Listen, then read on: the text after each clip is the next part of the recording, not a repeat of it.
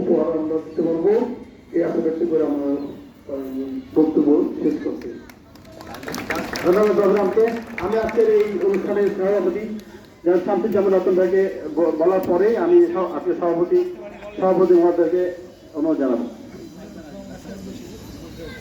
ধন্যবাদ।